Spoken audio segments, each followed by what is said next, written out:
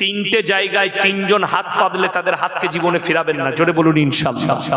তিনটে লোক যদি তোমাদের কাছে হাত পারে, কোরআনে আছে। এক নম্বর, ওয়া আতিদাল কুরবা, তোমাদের কাছের গরিব। কাছের গরিব কানে কানে বলল আপনাকে, ভাইজান আমার বাড়িতে চাল ডাল কিছুই নেই, 200 টাকা দে না, বাড়িতে চাল ডাল কিনে খাবো।